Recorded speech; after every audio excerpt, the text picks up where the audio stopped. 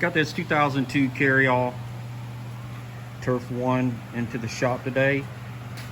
Customer said it will not turn over.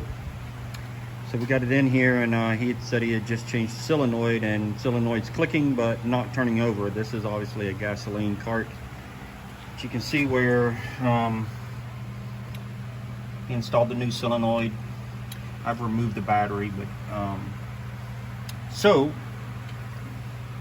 what we've discovered is we you know, obviously if the solenoid's clicking, that means we got power from the key switch through the throttle pedal through these little micro switches that activates the solenoid.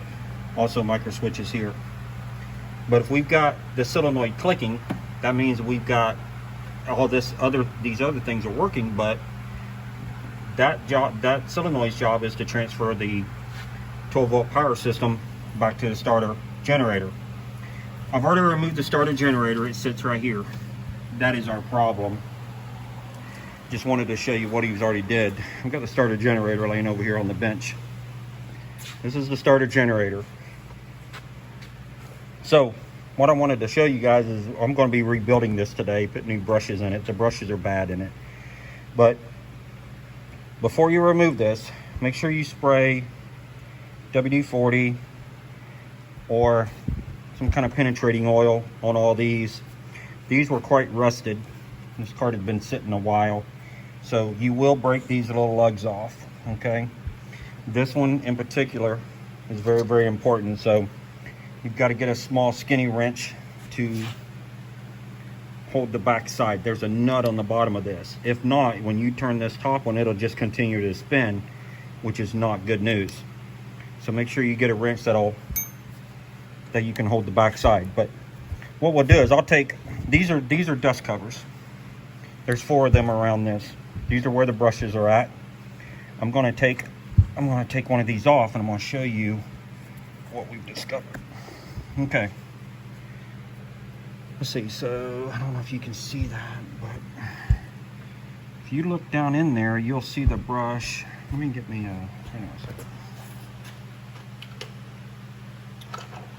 So if we look down in there, I know it's hard to see, but down in here is the brush. This is a spring. This is the wire that goes to it. We've got to remove this. Anyway, that brush is way down in there. Shouldn't be like that. When I remove it, I'll show you. We've got to remove this aluminum canister from the metal, okay? This 10 millimeter head bolt. Then there's another one right here. So you take those 2 bolts out, and then we'll pull this off. Let me do that real quick. Well, this is what we found.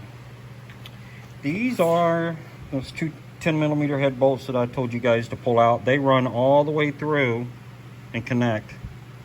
Unfortunately, I will not be showing you how to change brushes in this generator. Pulling it apart, obviously you can see the armature is terribly damaged. This is not good. You are not supposed to see that. You can see in here where it burnt this brush completely out. That's where it was connected to.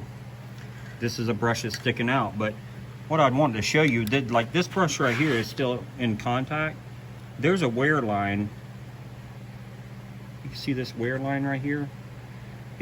When you pull this apart and your brushes are beyond this wear line, they certainly need to be replaced. But these things are pretty simple to replace. You just take the Phillips head screw out here. This little wire connects to the brush. They're pretty self-explanatory. This one's pretty much used up. Look at this. Look at that where it's burnt. So this is not good. Anyway, unfortunately, I'm not going to be able to show you. But I'm sure there will be videos in the future I'll be able to show you. So what's going to happen is I'm going to recommend this customer. We put a new starter generator on it so we can get him up and going. Unfortunately, it's beyond our control there to try to repair that one. As always, guys, appreciate it. Thank you, man.